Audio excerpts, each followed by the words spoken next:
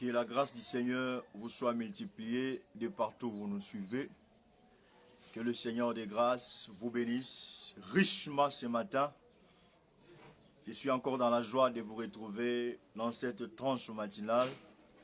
Vous qui êtes les habitués de ces moments, franchement, que le Seigneur vous bénisse parce que vous êtes en train de bénéficier de beaucoup de choses, de beaucoup de merveilleuses choses.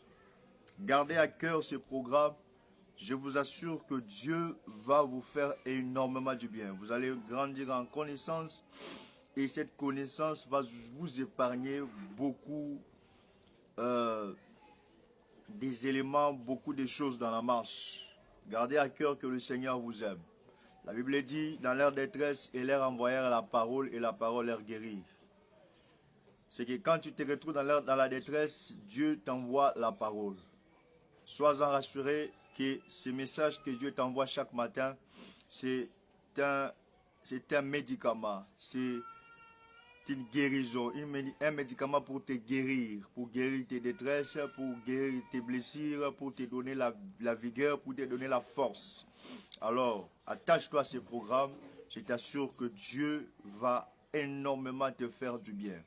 De la même manière, tu nous suis attentivement chaque matin, chaque fois que tu vois ce live, je t'assure que de la même manière, le Seigneur aussi est en train de continuer à veiller sur ton problème, de te suivre chaque fois pour te faire du bien. Rapidement, nous allons bénir, nous allons prier. Seigneur, merci pour ces moments, merci pour ces instants. Je prie que ton peuple, ô Dieu, réuni ce matin pour t'écouter, soit béni. Je prie que ta faveur soit multipliée sur chacun, ô étant le Dieu de grâce de ton peuple, qui, ô Dieu, prendra le temps pendant ces 30 minutes de t'écouter, de te suivre. Lorsque ton amour qui surpasse tout entendement puisse, ô Dieu de grâce, Papa, éliminer les vies de ton peuple, éliminer les vies des siens dans le nom de Jésus. Que la grâce et la paix soient les partages de chacun. Dans le nom de Jésus, nous t'avons ainsi prié, nous disons Amen. Que le Seigneur vous bénisse encore richement. Nous prenons notre écriture de base. Nous sommes dans le livre de Marc le chapitre 3. Marc le chapitre 3. Notre écriture de base, par la grâce de Dieu. Marc le chapitre 3, le verset 31 au verset 35. Surveillant sa mère et ses frères qui s'étaient en dehors, l'envoyèrent l'appeler. La foule était assise autour de lui et on lui dit, voici ta mère et tes frères sont dehors et te demandent. Et il répondit, qui est ma mère et qui sont mes frères? Puis jetant le regard sur ceux qui étaient assis tout autour de lui, voici, dit-il, ma mère et mes frères. Car quiconque fait la volonté de Dieu, celui-là est mon frère, ma soeur et ma mère. Nous prenons Actes chapitre 2, le verset 41 au verset 43. Il est écrit, ceux qui acceptèrent sa parole furent baptisés. En ces jours-là, le nombre des disciples s'augmentant d'environ 3000 âmes. Ils persévéraient dans l'enseignement des apôtres, dans la communion fraternelle, dans la fraction du pain et dans les prières. La crainte s'emparait de chacun et il se faisait beaucoup de prodiges et de miracles par les apôtres. Que le Seigneur ajoute l'explication à cette lecture de sa parole. Aujourd'hui, nous voulons aussi ajouter un verset, le verset que nous avions aussi lu hier, par la grâce de Dieu, parce que nous avions dit qu'aujourd'hui nous allons parler, nous allons toucher notre frère Siméon, qui était aussi parmi les camps, dans les camps de notre frère Ruben. Nous sommes dans le livre des Nombres, le chapitre 2, le verset premier, le verset, nous prenons le verset, par la grâce de Dieu, nous sommes au verset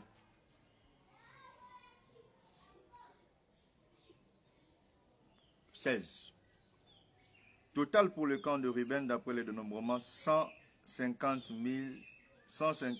et 1450 hommes.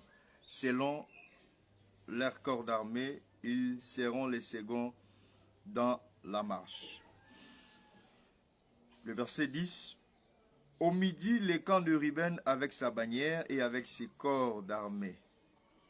Là camperont le prince des fils de Ruben. Nous prenons le verset 12. À ses côtés camperont la tribu de Siméon, le prince des fils de Siméon, Shelumiel et fils de Turishadai.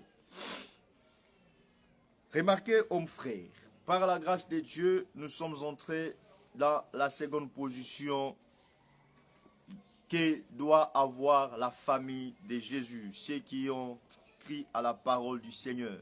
Cette parole du Seigneur qui est l'évangile éternel, l'évangile de vérité, l'évangile du salut. Remarquez, bien-aimés dans le Seigneur, que la communion fraternelle est l'image vue dans le ciel de l'être vivant veau. Et l'être vivant veau, expliquant veau, cela explique la nature du serviteur.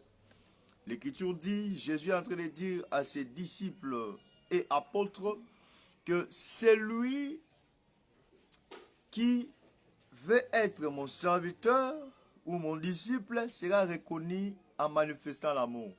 Donc on reconnaîtra que vous êtes mes disciples ou mes serviteurs quand vous vous aimerez les uns les autres. C'est que la nature de l'amour entre frères, c'est la nature des disciples du Seigneur, la nature des serviteurs du Seigneur. Comme serviteur, c'est le veau.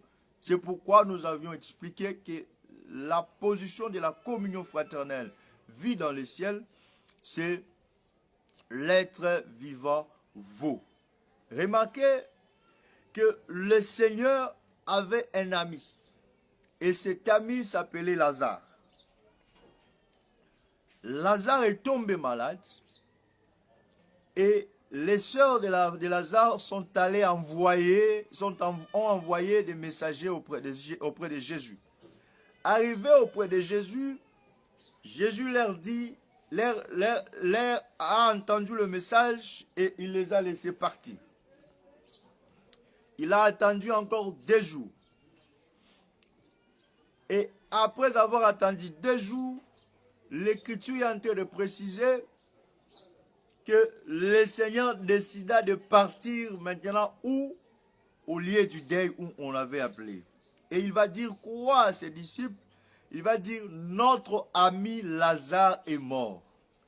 Je m'en vais le réveiller. Très important. Il dit notre ami Lazare. C'est que Lazare n'était pas ami seulement de Jésus, il était aussi ami de ses disciples, c'est-à-dire ami des apôtres. Donc, pour que Jésus puisse ressusciter Lazare, Lazare devait être qui? Ami de Jésus, premièrement, et ami des apôtres. Très important. C'est que la résurrection dépend de l'amitié qu'un homme a avec Jésus et avec les apôtres. Maintenant, c'est après avoir dit ça qu'il va aller ressusciter son ami. Qui est Jésus? Jésus, c'est lui, la parole faite chair. C'est lui qui a dit dans Jean chapitre 15 à ses disciples, « Je ne vous appellerai plus mes serviteurs, mais je vous appellerai mes amis. » Vous voyez? C'est que Jésus a fait de ses apôtres ses amis. Donc Jésus est l'ami des apôtres. Vous comprenez ça? Maintenant, c'est Jésus qui est l'ami des apôtres, c'est lui la parole faite chair. Ah, directement une écriture de Proverbes chapitre 17, verset 17, que nous avons touché hier, m'appelle. Quand cette écriture m'appelle, cette écriture me dit attention. Proverbes chapitre 17, le verset 17, le sage Salomon avait dit une chose très importante. Le sage Salomon avait dit, l'ami aime en tout temps. L'ami aime en tout temps. C'est que quand le Seigneur fait des apôtres ses amis, le Seigneur savait qu'en faisant de ses amis, il va les aimer en tout temps. C'est que quand il dit, je ne vous appelle plus mes serviteurs, mais vous appelle mes amis, c'est que directement l'amitié, l'amour de Jésus sur les apôtres n'a plus de limites, n'a plus de barrières temporelles. Vous voyez? N'a plus de barrières temporelles. Parce qu'il les aimera à l'éternité, il les aimera dans le temps et il les aimera aussi dans l'éternité. Mais dans les temps aussi, il y a le temps de malheur, il y a aussi le temps de bonheur. Car la Bible dit, Dieu a fait toutes choses pour un but. Même le méchant pour les jours du jugement ou pour les jours de malheur. C'est qu'il y a dans la vie un temps de malheur. Mais si le Seigneur fait de toi son ami, il t'aimera et dans le malheur et dans le bonheur. Car l'Écriture dit, le malheur atteint souvent les justes. Mais l'Éternel l'en délivre toujours. Pourquoi il en délivre? Parce que dans les temps de malheur, le Seigneur est un ami qui aime. Il n'a pas de barrière temporelle. C'est que pendant tous les temps que tu peux traverser, l'amour de Dieu ne peut pas faiblir. Car lui, il aime en tout temps. Mais je prends ici l'amour de Dieu. Je prends ici, c'est Dieu qui aime, c'est Jésus qui aime ses disciples comme l'Éternel qui aime en tout temps. Je le prends ici comme la parole de Dieu. Parce que la parole aussi, c'est un homme. La parole, c'est Jésus-là qui s'est fait chair. C'est que c'est la parole qui s'est fait chair. C'est que celui qui est ami des apôtres, c'est la parole de Dieu. C'est que la parole, quand la parole de Dieu s'est fait ton ami, la parole de Dieu sera avec toi dans toutes sortes de situations. Voilà pourquoi, quelles que soient les tempêtes, le Seigneur qui est la parole va te délivrer. C'est ainsi que les disciples ont traversé des problèmes difficiles après la résurrection de Jésus. Pendant les premières heures de l'église, et les apôtres ont traversé, ils sont sortis tête haute parce que la parole les aimait et dans les temps difficiles et dans les temps favorables. Vous comprenez? Mais attention, il dit en tout temps et dans les malheurs, il se montre un frère. C'est que l'ami quitte. L'ami devient un frère quand le malheur arrive. Oh mon Dieu. C'est-à-dire, Lazare doit être d'abord ami de Jésus qui est la parole, mais aussi ami des apôtres. Pourquoi des apôtres? Ici, je prends les apôtres comme ceux-là que Jésus a donné la gardienne, a donné l'héritage de la parole.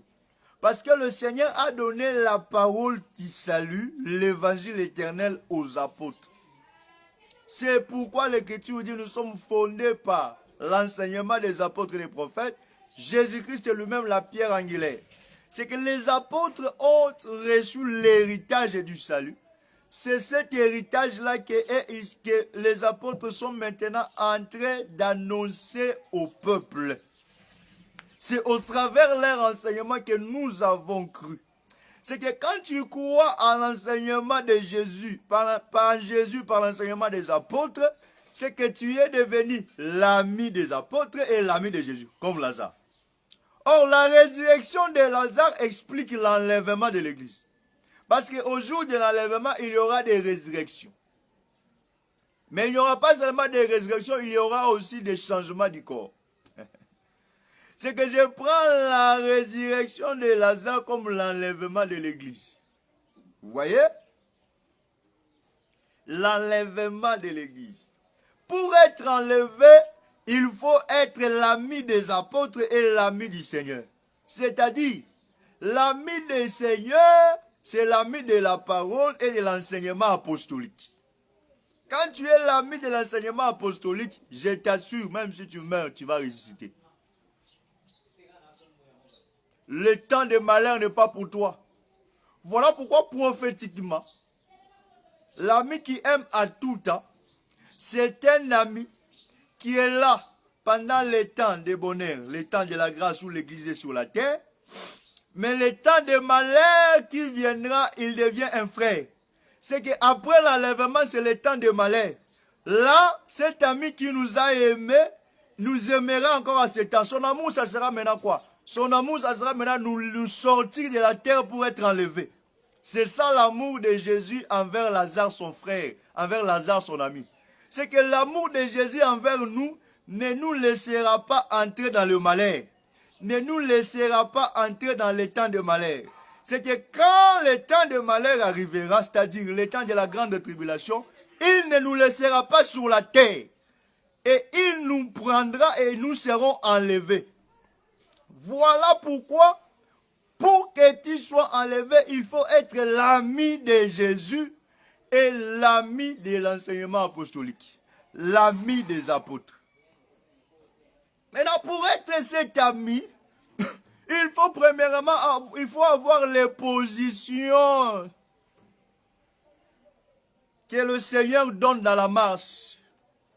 Ces positions-là, premièrement, la position de la persévérance à l'enseignement des apôtres. Cette position te permet de garder le cap vers la marche pour être enlevé. C'est en ayant la position de l'enseignement des apôtres que tu es ami de Jésus. Maintenant, la seconde position, c'est la position de la communion fraternelle. Bien-aimé, quand tu as la position de la communion fraternelle, le repos est ton partage. Parce que la deuxième position est comparable au camp qui est au midi, le camp de Ruben. C'est le camp-là que nous sommes en train de toucher aujourd'hui. Le camp de Ruben. Ruben ici qui explique l'amour. Parce que Léa dit, cette fois-ci mon mari m'aimera. Mon mari m'aimera. Mais il faut faire très attention. Parce que quand Léa dit ça, Léa a vu que mon mari viendra avec son amour vers moi. C'est que Ruben, c'est l'amour. Or, Ruben est positionné du côté du midi. Or, le midi, c'est le repos. Attention. Le midi, c'est aussi quand le soleil est à son zénith. Le midi, c'est aussi quand le soleil est en train de frapper sur la terre. Le midi, ici, c'est aussi, dans un langage simple, c'est à 12 heures. Quand le soleil est à son zénith. C'est à ce moment-là qu'on parle du repos.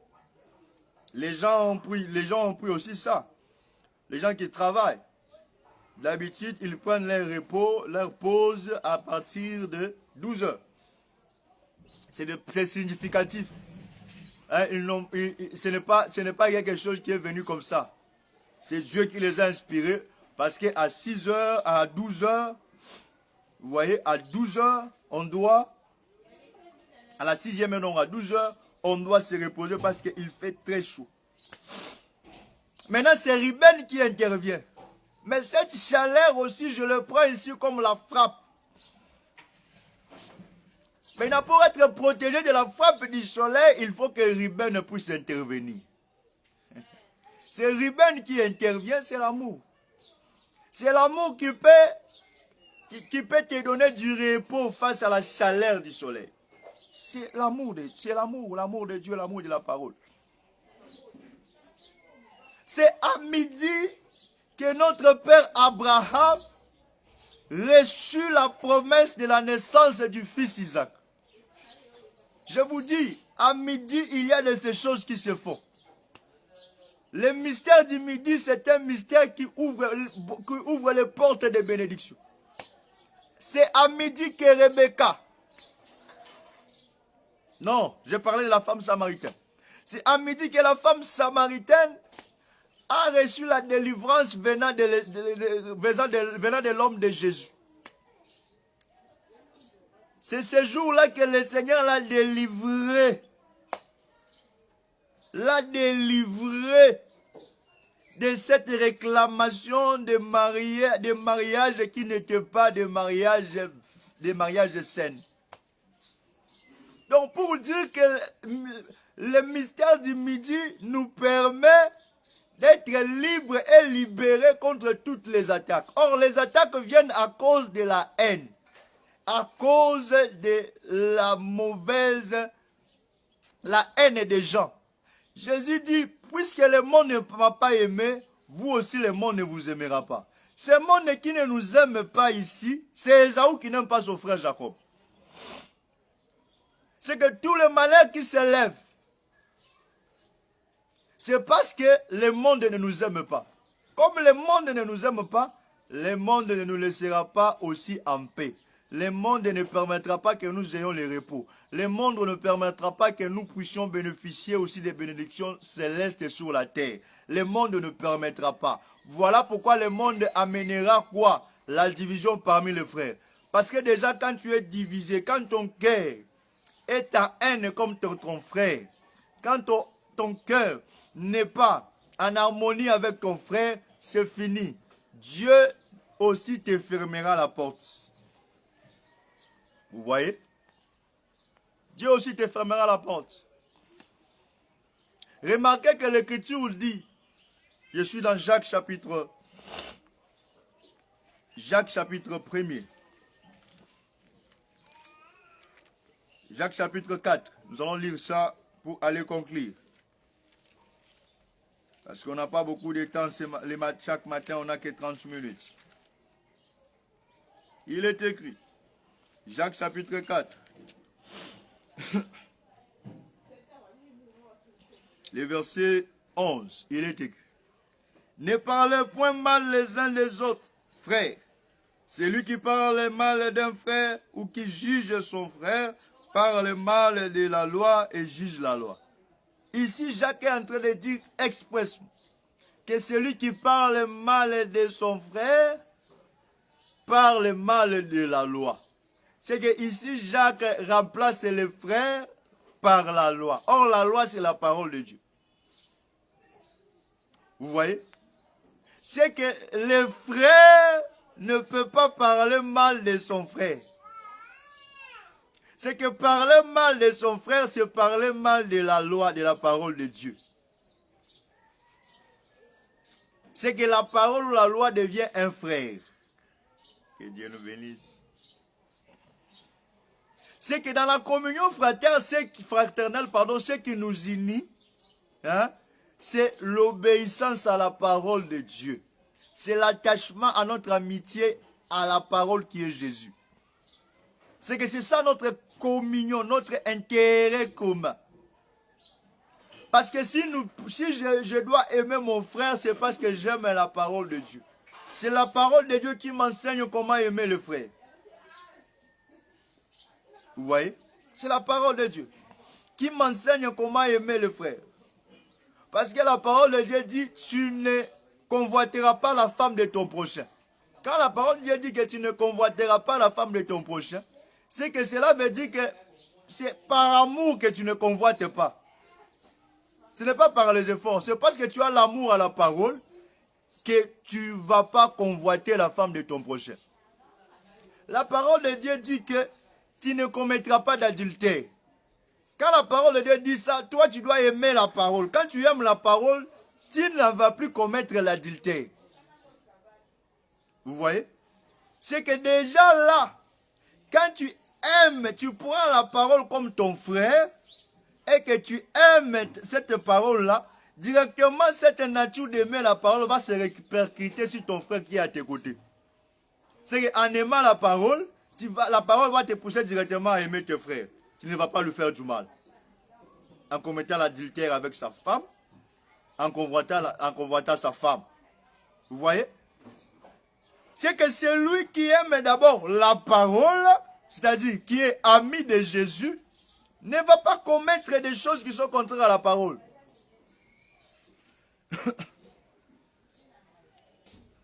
C'est ça, Ruben, le camp de Ruben. C'est un camp de personnes qui ont l'amour.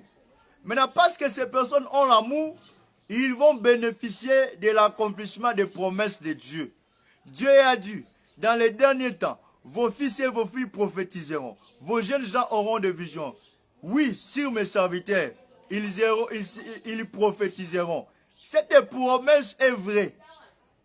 Mais attention, le secret d'exercer aussi dans les dons spirituels, c'est l'amour. Frère, quand tu n'aimes pas ton frère, tu auras toujours des mauvaises prophéties pour lui. Quand tu n'aimes pas ton frère, tu n'auras pas la facilité de venir prier pour lui quand il est malade. Parce que la haine qui est en toi ne va pas te pousser à avoir de l'empathie, à avoir un sentiment favorable pour ton frère.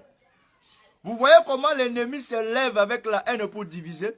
Le problème de l'ennemi, c'est que tu aies la haine contre ton frère. Quand tu as déjà de la haine contre ton frère, tu ne peux plus faire pour lui du bien.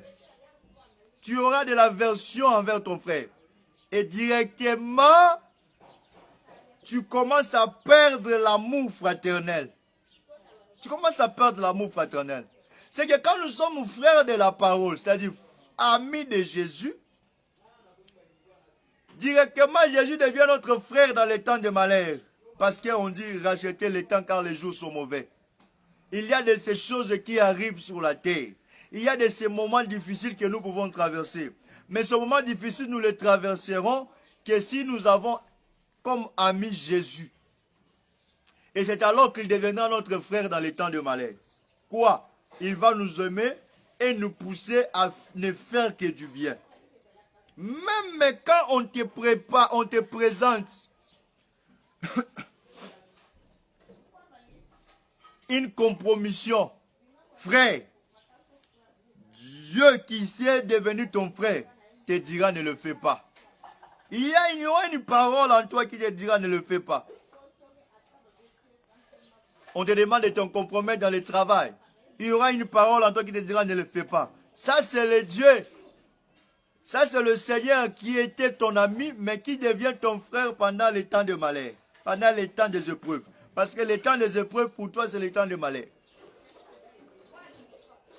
C'est pourquoi Ruben est comme l'amour. Ruben ne voulait pas vendre son frère Joseph. Tous ses autres frères ont dit, nous allons vendre notre frère.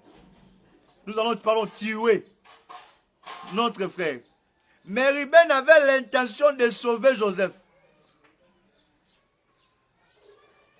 Voilà pourquoi il leur proposa de les jeter dans la citerne. Parce qu'il ne voulait pas.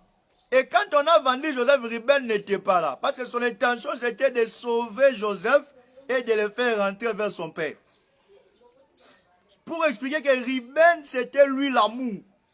Parce que l'amour ne peut pas te pousser à tuer ton frère. Comment les gens commencent à tuer les frères aujourd'hui? C'est parce qu'il manque Ruben. Le véritable Ruben, c'est le Seigneur Jésus, qui transmet l'amour à nous. Frère, quand nous avons l'esprit de la communion fraternelle, frère, on ne va pas faire du mal aux frères. Parce que la communion fraternelle, c'est le vécu des enfants de Dieu. On doit avoir l'esprit du partage. On doit même partager nos sentiments.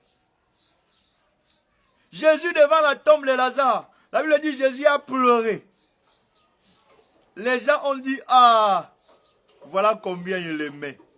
C'est que les pleurs de Jésus devant la tombe a montré aux gens que Jésus l'aimait et il a compassion. C'est que Jésus a pleuré parce qu'il avait compassion. Parce que lui-même il dit, je ne pleure pas pour moi, mais c'est pour ces gens. Donc Jésus avait compassion. C'est là où il y a l'amour, il y a aussi l'esprit de la compassion. Vous voyez? Là où il y a l'amour, il y a aussi l'esprit de la compassion de Dieu. Tu auras compassion parce que Dieu a compassion de toi. C'est que tu ne vas refléter que ce que Dieu me reflète dans ta vie. Tu seras éclairé si la lumière du soleil t'éclaire. Tu éclaireras aussi les autres si le soleil t'éclaire. Que Dieu te bénisse. C'est que j'aimerais ici préciser que par les compassions de Dieu que nous arrivons à aimer le frère. Ce n'est pas par nos efforts. Parce que Israël a cherché à aimer la parole par ses efforts. Israël n'a pas pu. Mais Dieu, par sa grâce, par ses compassions, nous a donné la force aujourd'hui d'aimer la parole de Dieu. Il est possible parce que Dieu a manifesté sa grande compassion. Voilà pourquoi l'apôtre Paul dit, je vous exhorte, mes frères et sœurs, par les compassions de Dieu, à offrir vos corps comme un sacrifice vivant, saint et agréable à l'Éternel. Romains chapitre 12, verset 1 à 2. Qui sera pour vous un culte favorable? C'est que quand le Seigneur veut nous donner, quand l'apôtre Paul nous dit d'offrir nos corps comme un sacrifice saint, vivant et agréable à l'Éternel, l'apôtre Paul veut faire de nous des serviteurs. Mais il dit que c'est par les compassions de Dieu que nous pourrons faire être des sacrifices. c'est-à-dire avoir la nature de l'être vivant vaut, c'est-à-dire avoir l'amour fraternel. C'est que tu ne peux pas faire des sacrifices, te sacrifier pour Dieu si tu n'as pas l'amour envers Dieu. Tu ne peux pas te sacrifier envers ton frère si tu n'as pas l'amour envers ton frère. C'est que Jésus a pleuré devant la tombe de Lazare parce qu'il aimait Lazare. Il avait compassion de Lazare.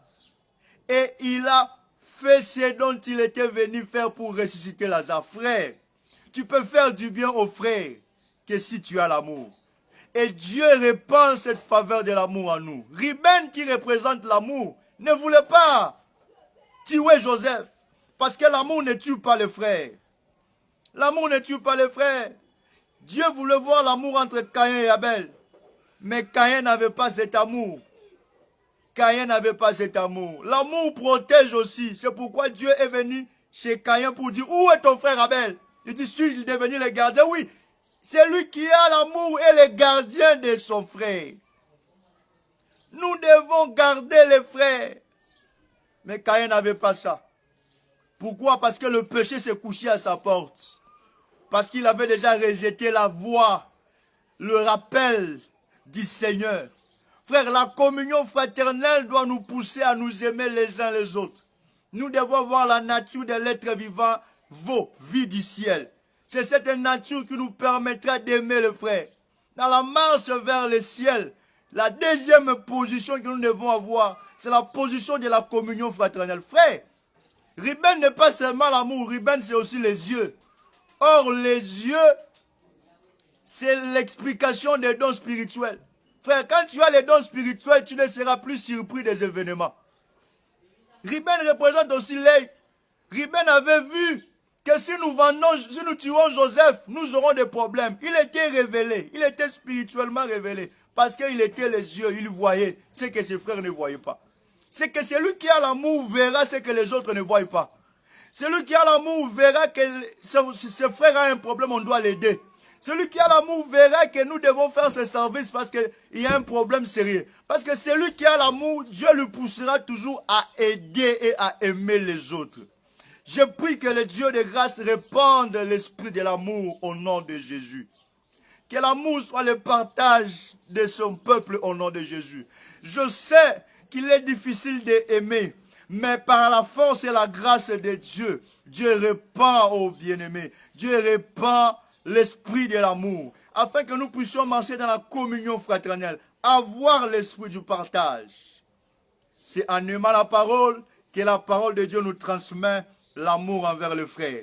Je sais que ce message est en train de faire, bien-aimé dans le Seigneur, un travail de transformer les vies. Je prie que le Seigneur transforme ta vie, que là où tu ne m'aimes pas, que tu commences à aimer au nom de Jésus, que là où tu ne supportais plus ton frère, que tu le supportes au nom de Jésus, que le Seigneur brise cette incrédulité qui t'empêche de voir ton frère, d'aimer ton frère et de lui faire du bien, qui t'empêche de pardonner le frère et de lui faire du bien. Que le Seigneur t'accorde sa faveur, que le Seigneur t'accorde sa grâce dans le nom de Jésus. Que le Seigneur vous bénisse, que le Seigneur vous fasse grâce dans le nom de Jésus-Christ. Rendez-vous demain matin à 6h30 et nous allons poursuivre notre programme pour continuer à parler de la communion fraternelle et l'amour qui nous amène vers le ciel. Que la grâce de Dieu vous soit multipliée et que le Seigneur vous bénisse. Je suis heureux de vous avoir vu. Que la grâce de Dieu soit avec vous. Que Dieu nous bénisse.